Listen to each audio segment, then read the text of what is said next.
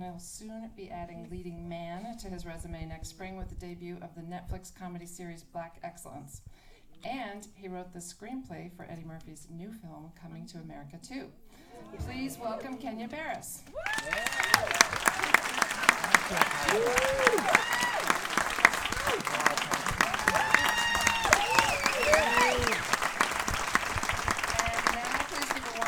Dolemite Is My Name writers Scott Alexander and Larry Karaszewski.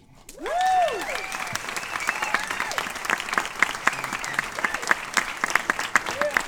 Academy Award-winning costume designer Ruth Carter.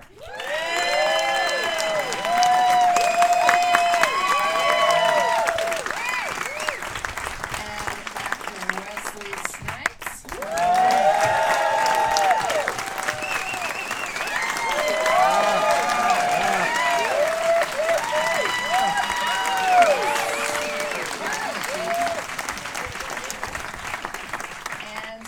Eddie Murphy.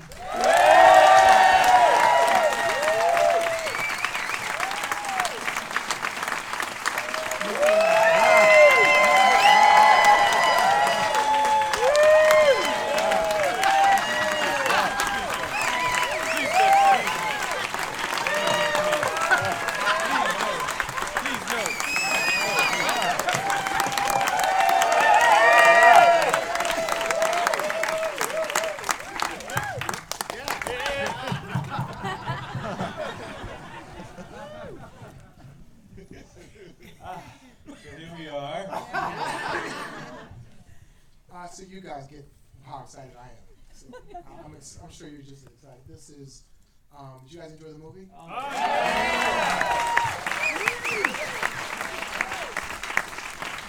was amazing. Eddie, we were backstage talking to Scott and Larry, and we described it.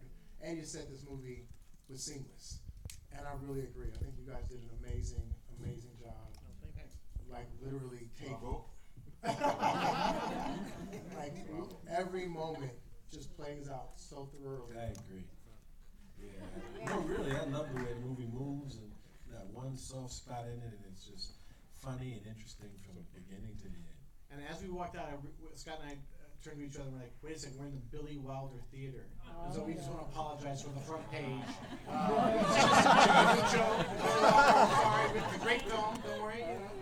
I like double indemnity.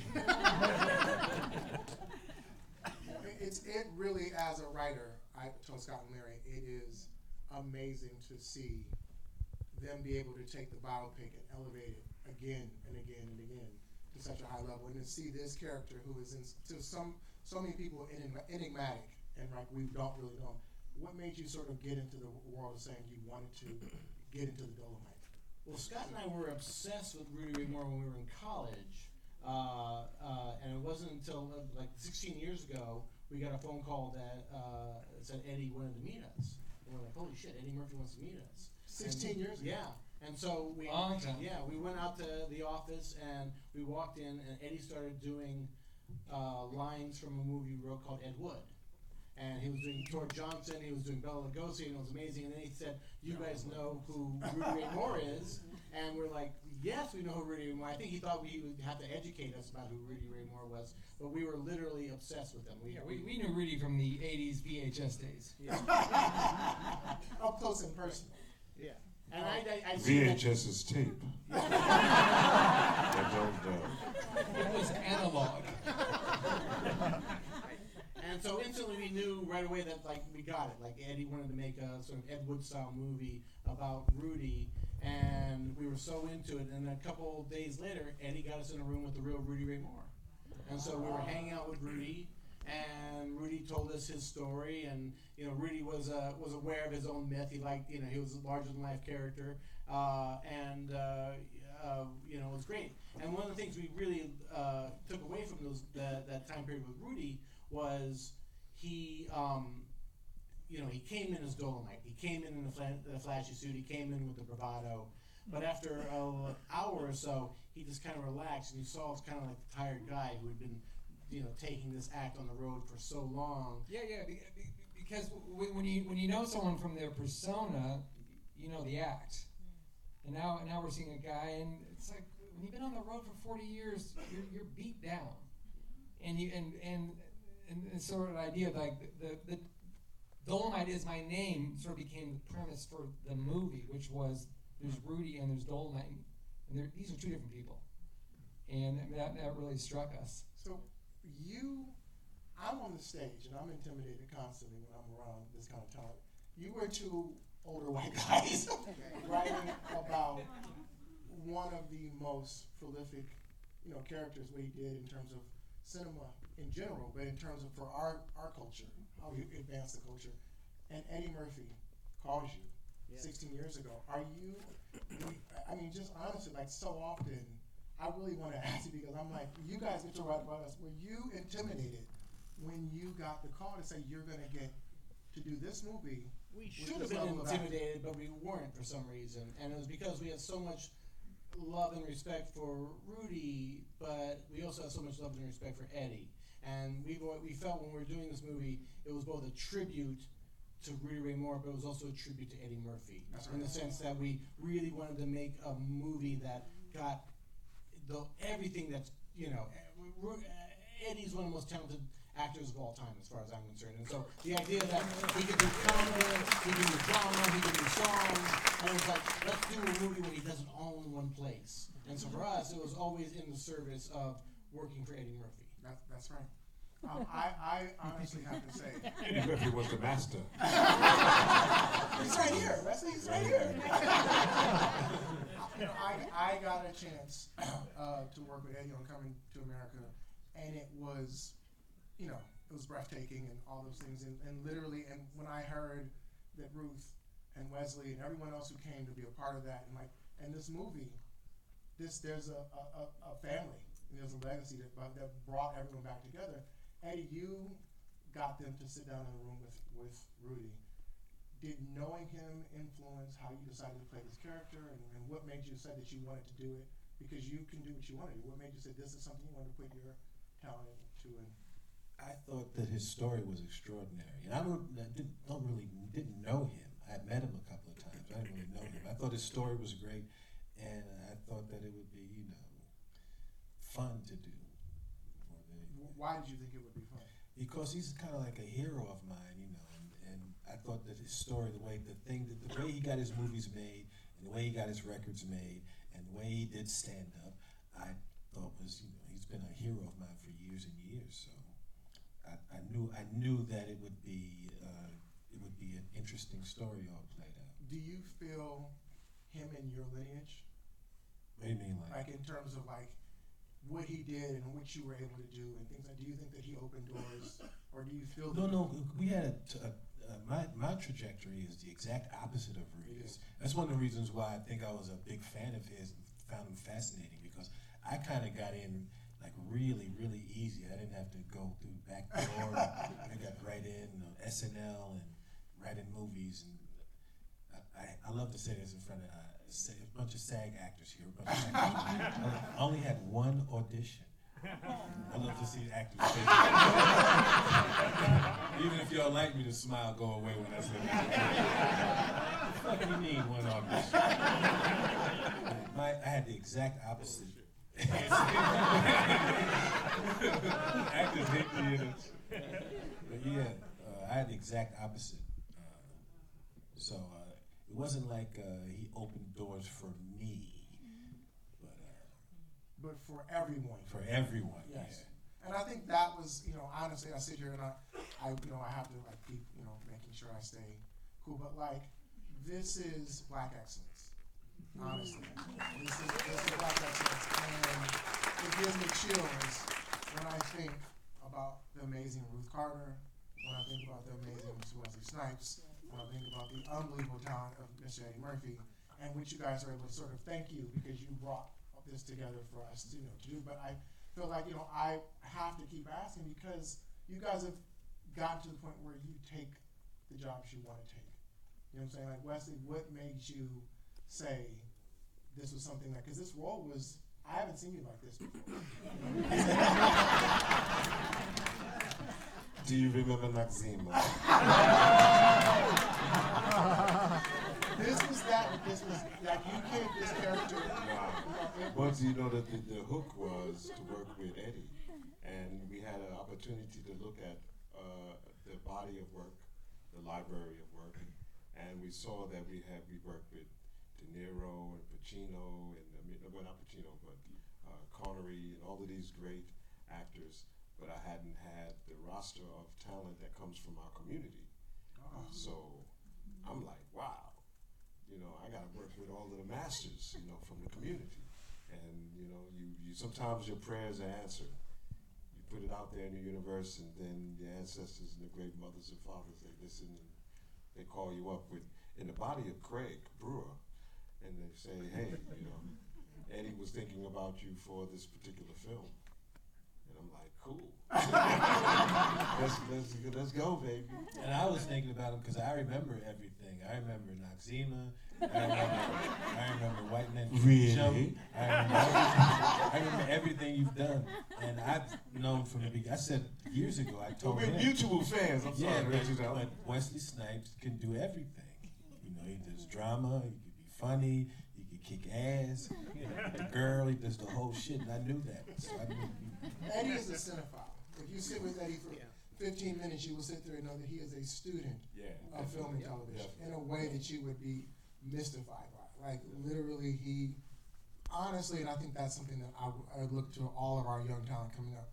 Study your craft. Know your craft. Yes. Honestly, and know the past. Know the past, because you can't go forward without knowing. Read. Read. Going and getting to that, the amazing Miss Ruth Carter.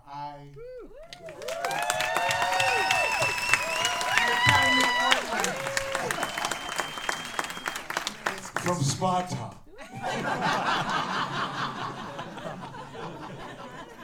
You had a really, in this movie, I don't know if you guys understand, she is an icon. In every way. About a dollar. Nice of you to say. In every way, and how she carries herself in every way. But the way that you prepare for a movie like this, Eddie's character, Rudy Ray and Dolemite, you had to do two completely different sets of wardrobe. And think about that from who he was to who he became. Like, when you start preparing for something like that, how do you sort of say, I'm going to, one, do it right, and then two, have the battle? Because it's gonna cost money and things like that. Like, how did your mind prepare for Well, I something? sorted out. I think about the 70s and what it meant to me. I was a child in the 70s, and I was that little girl peeking through the keyhole at, my parents and their friends in the basement listening to music and, slow dancing and stuff. And I remember all of that. And I wanted to see that 70s come to life again. I wanted to see the people that I knew, the trends, the denim and all of the things that really made the 70s real, not a mockery, not a 70s party, but a real 70s film. And then there's another layer that is Rudy Ray Moore. And I didn't quite know exactly how to depict Rudy Ray Moore, so I asked Eddie in our fitting, and I said, what do you think Rudy Ray Moore's look is different from Dolemite? And he says, I think he should wear those leisure suits, those little short jackets with the pants. And I felt like everything I remembered about the 70s, he remembered. And I said, what about those marshmallow shoes? And he said, yeah, I had a pair of those. Yeah. Marshmallow platforms. Yeah.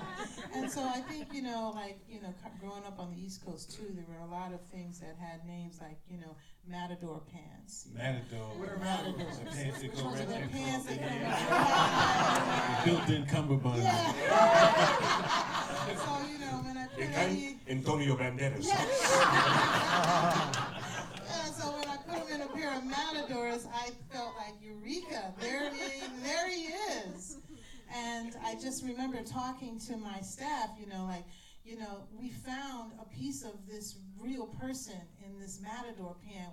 And Eddie is standing in the fitting room in the mirror looking at the pants, and he's touching the waistband, and he's looking and looking. I just felt like there was a connection, and that continued to happen.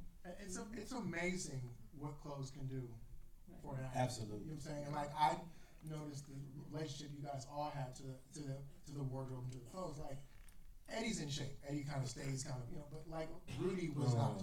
And I noticed that you played in the clothes as Rudy differently than when Dolemite started to come into life.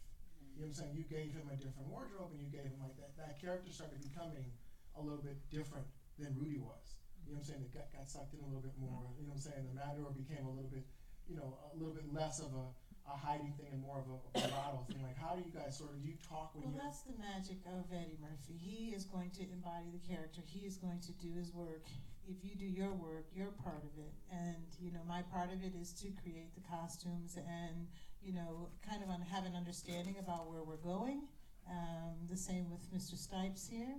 And he performs. So you see a different swagger in Rudy Ray Moore than you see in Dolemite. That's right. And that's all him. You see it in... Yeah, making a movie is a collaborative effort, and the performances and everything, that's all a group. When you see something that's working, and the moments that work are a group of people, that made that moment work. It's never just the actor doing it. And what Ruth does, it gives the actors, you feel like your characters come to life. It gives them a pulse. She takes it to the next level. I love that. And I just want to say really quickly that it's so easy to get the 70s wrong. It's so easy to get the 70s jokey. We've all seen those movies where they're wearing platform shoes and bell bottoms. What she was able to do was take the outrageous costumes of Rudy Ray Moore, but make them feel like this is what people lived in. There was really just a feeling of that Rudy wore these clothes. It wasn't funny that he wore these clothes. And it was the world. Yeah. I remember just like hanging out at the Orpheum, and I was just having fun hanging with the extras. That was one of the greatest days. There was 100 hundreds extras. of people who all have Ruth's eye on them. They all look like you're in a time machine with these people. We had a lot of fun. Wesley, your character, Derville, his character was a little bit different than... Really? A lot of things going on.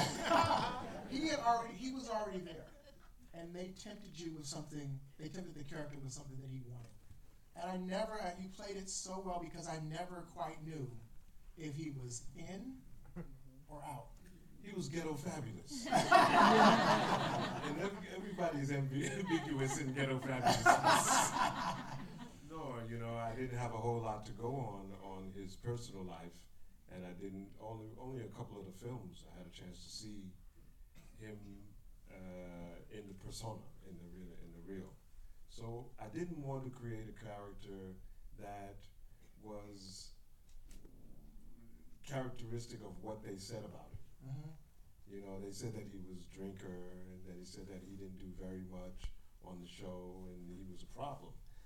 I didn't think that was, the way to go for the character. And I wanted something that would be honorable to this man here, and also the family of of Derville Martin. That something could be, they could be proud of. Did you talk to his family? I did not, no. Well, I mean, I met his daughter was at the How'd she premiere. look? She was an attractive girl, and she loved what you did in the movie. I noticed she was very complimentary. But for me, that was the name of the game, to create something. Even though I didn't have all of the elements that I would normally use or draw upon as a character actor, I thought, well, let me create something that's going to be appreciated at least by Derville Martin, mm-hmm. and hopefully by his family. And then I can hang with all these comedians and stuff like that. I feel like seeing what you guys wrote, what Craig directed, and seeing what comes to life, like that is the collaborative part, which I think Eddie talks about.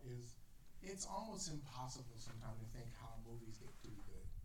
Yeah. It's amazing. A person thinks of a thing in their head, It's truly and they amazing. write it down, and someone else says, I want to buy that. Someone else says, I can bring it to life, and someone else says, I can make that character perform. And someone, the collaborative process to make it good. When you really think about it, it's the best of us as human beings. And it's super rare when that happens. It is.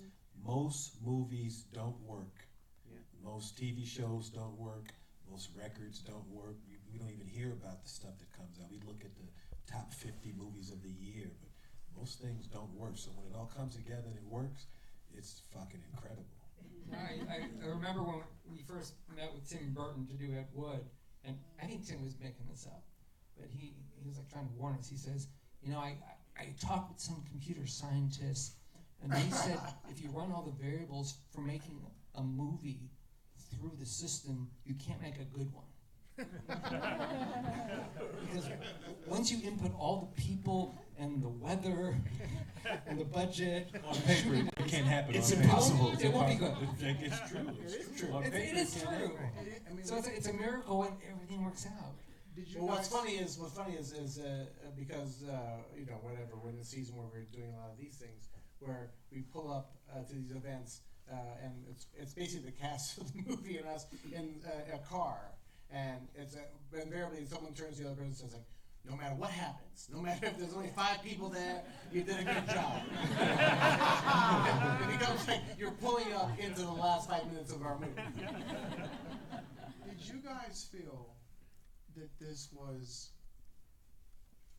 something special when you're doing it? I mean, I'm literally, I'm like, I don't know how these people get together. And Well, we knew it was special before the movie happened because I don't know if you know this. We broke a rule, which is our agent 25 years ago said never write for a star. Because stars are crazy, and they change their minds, and they have a meeting with you, and then they forget they ever met you. And you'll spend a year writing that script, and then it'll just go into a hole. And Eddie playing Rudy was such a special idea that we broke the rule this one time. I don't think I Thank you. honestly Well, thank you for breaking it. I don't think thank you for everything else. Keeping your promise. Yeah, we knew I don't think it it would could be happen great. with anybody else. I really feel like it could not have happened. Well, no, Scott and I have been really blessed by we've been able to write movies we want to see. And Eddie Murphy as Rudy Ray Moore was a movie, like, if we hadn't written it, we'd be there at 10 a.m. on Friday when it opened. That was the movie we wanted to see more than anything else. And I think Netflix was the right place for it. Absolutely. Absolutely. Probably the only place. Yes, I Absolutely. think that's where we're seeing the changing Of the guard. choices. Yeah, and it's interesting that we all got brought together, and it's thing like we're seeing comedies are having a hard time. You know what I'm saying? Especially comedies that have sort of like they're not super big moments, they're based upon real people and grounded, you want to tell real stories. Like this is a place where you can find it, and you can keep finding it and finding bigger and bigger. And we see the traction of this movie growing, and it's becoming big audiences and things like It's this. been great over the past weekend where I got so many messages from people who saw it on Thanksgiving with their family. And at first I was like, oh my God, we say motherfucker 300 times in this movie. I'm not sure you should watch it with your mom on Thanksgiving. But they loved Mom it. had a heart attack. Mom had a heart attack. They but put their Mom weight on loved that it. turkey.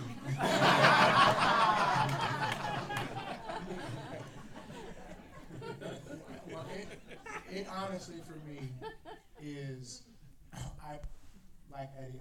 I study and like really want to know and really want to see what happened and what the trends are and how I can sort of learn from things. To see Ruth, who I'd never worked with before, like to see that what she was able to do, to see Wesley be. You say the nice thing, but it's a different version of that. You brought this character he was everything when that wasn't a thing you could be. You know what I'm saying? He was sort of like open to everything, and he was sitting, in a place that it was ghetto fabulous at a time when we didn't really see those characters. And to see Eddie passionately come and do something that he wanted to do in a way that I feel like it really at every point, like you honored Rudy in this character and the genre and the times, and the idea of that independent spirit, which I think is really, you and I were talking about, Wesley and I were talking about in the back, is really important. You honored it, and it was a guy who had higher aspirations than the world had him, and you wanted to give As that. many of us can relate to. As many of us from every place, you know what I'm saying, can relate to, and you gave him dignity, and I feel like dignity was something that a lot of other people kind of wanted to brush off, you know what I'm saying, and the only story that really matters in Hollywood is green, and this story made a lot of green, you know what I'm saying, and I think that was something really special. I agree. Yeah, I agree. Really was. I was thinking like literally you guys have written a lot of biopics and we've talked about this, and I was going to ask them, what made you choose this time period for this movie? Well, it's interesting. When we first talked to Eddie about it, we assumed we were going to tell sort of do the entire filmography of Rudy, including Human Tornado and P.D. Wheatstraw and Disco Godfather, because it was very important to us that, we always ask that question, why is this person remembered? What is important about this person? What is the last scene going to be? Right. And we always have to back into that last scene, and we knew the last scene had to get us to Rudy being the godfather of rap. Yeah. And so we assumed we'd have to work our way up to 1980 or 81 to get there logistically. Yeah. But once we started the writing, we just fell in love with the Chitlin circuit and with Rudy recording an album in his living room and selling the album out of his car trunk. And this is like and the X-rated party records. This is a world we just had never seen in a movie before. And so, sort of like the start of Dolemite was like page 10, page. I was like, he's not gonna make Dolemite till page 60. And also, So when we had to rethink things. when we did the research, all the great stories were about the making of Dolemite. You know, D'Urville Martin was a part of Dolemite, and so we sort of wound up, and also like the very last scene of the movie that actually took place. That took place at the Dolemite premiere in Chicago at the Woods Theater. The idea that Rudy found out that they were doing extra late shows to 2 a.m. and he said, "No, I'm not going to go in. I'm just going to entertain people on the street." And for us, that was such a beautiful way to end the movie. We had to figure out a way to bring the idea of him being the godfather of rap to that moment. And so when we came up with the idea that a young kid is there who is imitating Rudy, and to that, it felt like that gave the movie a real ending. And so, the only thing we cheated on was the fact that there were so many key Rudy moments from other movies, like parts of Human Tornado end up in this movie. Put Your Weight on It's from Disco Godfather. We felt like we were only going to do one Rudy Ray Moore movie. You got to have him say, "Put your weight on it," I know that. Ruth, I have to ask you, doing a movie this time period, like how do you sort of like the quantity of clothes and things? How much of it is like you're going to find something? How much of it is like you're making it? There's a combination of everything. There's costume houses here that have collections that we go to, and it was very important to me that they went for normal clothes from the 70s and not just picked up all the fancy stuff, so that we could have a background base.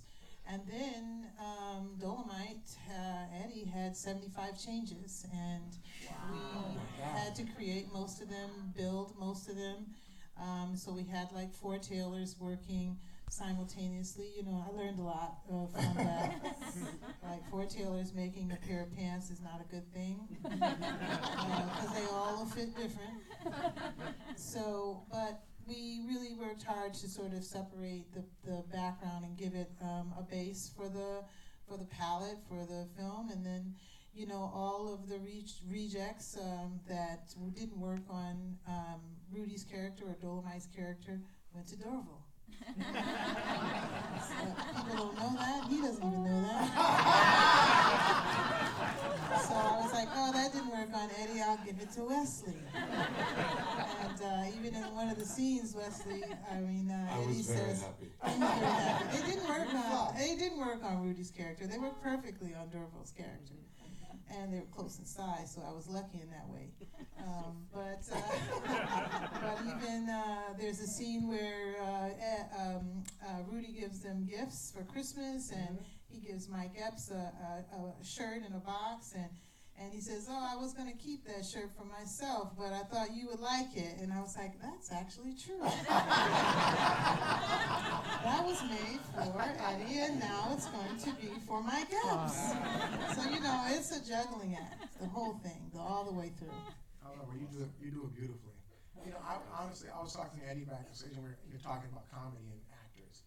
And one thing that, Wesley, I'm a huge, huge fan, and you can do it all. Like, Eddie said, you can make people laugh, you can kick ass, you can be serious, you can be, an asshole, you can be endearing, with that being said, like, you and Eddie, honestly, the thing that it just so, honor and look at you as is, you are actors before you go to the comedy. Like, you literally have to bring your professional, like your chops to this. And so when you looked at this role, was it hard for you, Wesley?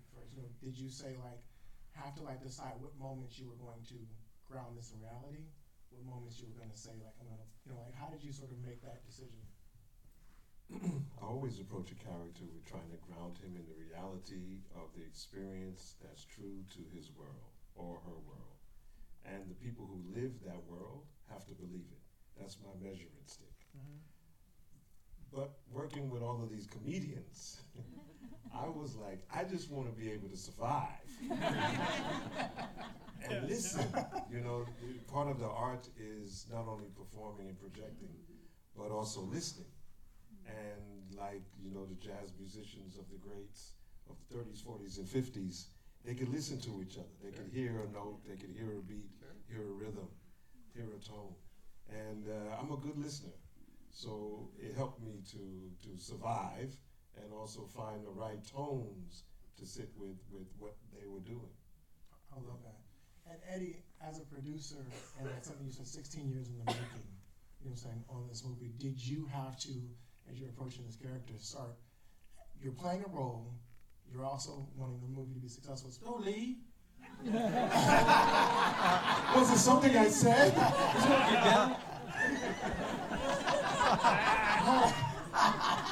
Sorry, man.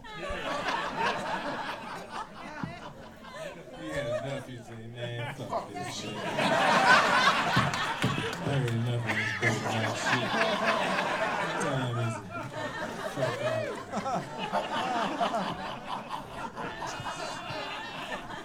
You motherfuckers gonna talk all night. What was your question? Was it hard for you to say, to separate the different roles and say, like, you have to be Rudy Ray, Dolemite, and try to make sure that this thing you've been putting together for 16 years, like, how did you sort of keep that all in frame? Well, it's separate things. Once we get the movie going, me trying to get it going for 16 years has nothing to do with it once we get a start date. And it was important to me to capture the real person, show that Rudy Ray Moore is a person, you know, and that Dolemite is a character, you know. So that was the challenge. And the biggest challenge is to be funny, but not to use my moves. It's like I have my own little moves and faces. All actors have this stuff that they do. It's like, okay, you gotta be funny like Rudy Ray Moore. That was the challenge. Well, it's interesting because Eddie, I don't think he would look at himself as impressionist. He's the best impressionist I've ever. I mean, the idea of being able to, I say, Eddie's number one. Jamie Foxx is up there. You know what I'm saying? With people who About doing voices. no, being able to not voices are the Embodying smallest part. character, You know what I'm saying? It's personas. embodying. You know what I'm saying? It's embodying. Like I would sit with Eddie and just we were talking about something, and Eddie, out of the blue, KRS-One would come up, and it has so Eddie couldn't have been prepared for this, and pitch perfect. Not necessarily the voice, but the embodiment of who KRS-One was. You know what I'm saying? And like the idea of being able to step into a person, and I feel like that is a God-given, you know, talent that I don't know if I've ever seen it before. You know what I'm saying? Was there something about Rudy that you had seen since a kid, and you were able to step into not just Rudy but Dolemite as well?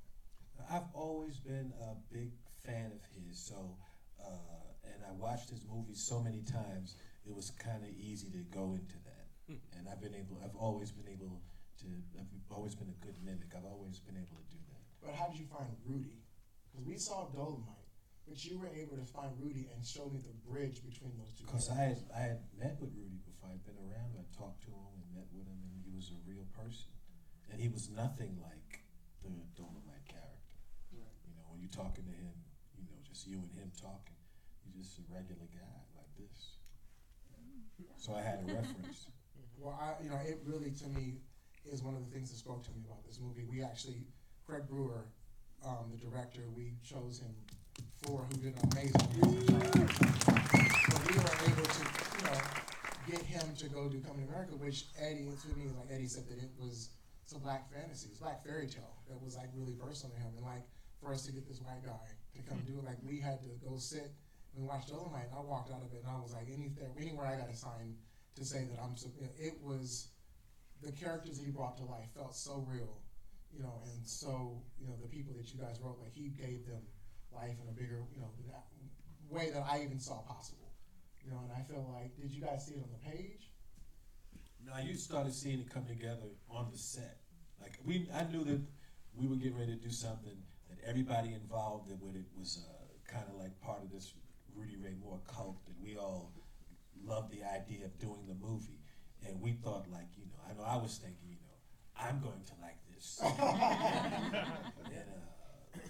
And it came together, on the set you would see it like, hey, wait a second, I think everybody might like this. You start, halfway through it was like, hey, this is really coming together, a really interesting movie. Everybody's going to just dig. You don't have to be a Rudy Ray Moore fan to get into this. That was like halfway through you started seeing it come together. Yeah, there were scenes that I didn't even make it into the movie that I remember were so much fun on set watching them shoot, and it's not even there. So What do you remember? Oh, I remember Craig Robinson singing this song on stage, and it was so like it had such a groove to it, and the whole room was dancing, and everybody was in period clothes, and they were doing all of this like a Barnes photograph, painting, and it was just a magical set when you see all of those elements like really working together. There was a moment where Divine Joy Randolph, if you ever see the original Dolemite, Craig shot her doing this thing where she says, "Oh, Dolemite, I'm so happy." And literally, if you visited the set at any point during the making of the film, he would sit you down and say, "You have to watch this," and he would show what you're doing. Oh, Dolemite, I actually made crude T-shirts. I did a T-shirt that said, "Oh, Dolemite, I'm so happy." Not in the film. But no. The crazy thing is, it was never supposed to be in the film. It wasn't in the script, and there was nowhere to put it. Right. But I think Divine just started doing it, and it was like, "Oh, Dolemite, I'm so happy." She had the head nod in the time, which was great. It was just like coming home tomorrow. She's telling it over and over and over. We're like, "What are you gonna do with this?" He says, "Probably nothing, but it's so good." Here's the thing, Netflix has been the most perfect experience of all time. But the thing that pains me a little bit is no like DVD extra features where you would see, "Oh, Dolemite, I'm so happy." We might do that. We might figure out a way to figure out to get there. And what you guys have been able to do together, honestly, is really easy if someone wanted to section this off and say it's a movie about, a period of exploitation or this guy, this is an American movie. And that's what, Ruth, you, and Wesley, and Eddie, to me. Eddie is the largest box office grossing African American actor in the history of cinema. Say it again, the largest what? Largest grossing box office African American actor in the history of cinema. Ah, yes. It scared me. I was like, what am I saying? But the idea of, and Ruth and Wesley and everything, you guys, this could be easily sectioned off this, but it's an American story. Yeah. And I think that's what Netflix and the things that we're being able to see now is that the specificity is universal. You know what I'm saying? The ideas of that, telling these stories that are really a piece of Americana. Yeah. You know what I'm saying? And because they might be sectioned off, or people might say, well, that's a black story, or that's a story about, Jewish people. That's a story about, it's a piece of I always say like America is like a piece of lasagna. You know what I'm saying? Every layer counts, and you need every layer to make the bite taste as good. And I kind of feel like you took this story, and you all came together, and all of you guys are icons, and to come together and tell a story and ground it with all your talents. Honestly, I just want to say thank you for, really, really doing something you didn't had to do. None of you guys had to do, but it was important because it really speaks to all of us. Yeah, man. It really does, and it's important that these stories are told, and that we can really sort of, have the younger generations understand that you can be good at what you're doing, and it's about telling a story about human beings. And that's what we all say. Norman Lear is one I love Norman. He has a bumper sticker, and it says, "Just another version of you." And I think that is what these types of stories, when they're able to come out and achieve the success that they're doing, really allow us to start telling our specific stories and allow our kids to tell their stories. It's just really important. So thank you so much. Thank you. Thank you.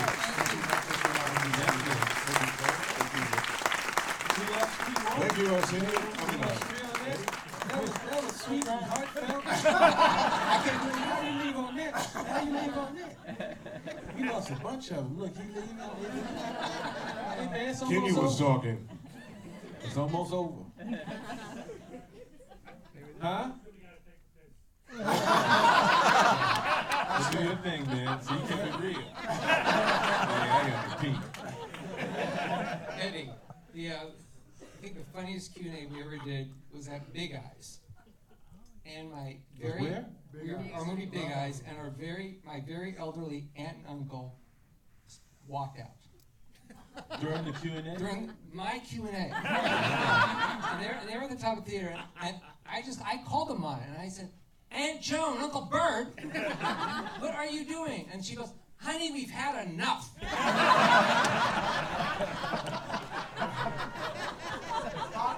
gotta ask you, how comfortable did you get in writing black dialogue?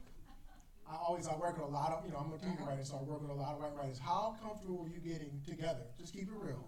And being like, I think this is how they would say it. Here's the thing. There's a lot more motherfuckers in this movie than what was on our page. You know what I mean? We would do. So you didn't really connect to the culture? Is that what you're saying? I'm saying there were 3 on the page. What are you trying to say, Larry? When we got Mike Epps and everyone on the set, there was a lot more. So it's like we had the benefit of knowing the real Rudy. And you loved him. I can tell Yeah, you loved him. and we also, here's the thing. I did an event at the American Cinematheque with Ben Taylor and the real Jerry Jones, and so we knew those guys. And we tried to be as true and authentic as we could, and we do lots of homework, and so we Homework.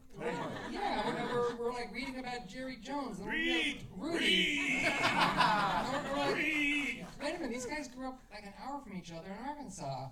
So then we're like just Googling, like, what they have in Arkansas back in the 30s. Well, they had canned mutton. Canned mutton. So then we said, let's have them talk about canned mutton. And hopefully it feels authentic to someone who lived in Arkansas back in 1940. Yeah. I love that. Well, thank you guys so much. Thank you. Thank you. Thank you. Thank you. Thank you guys. Opposite show, man.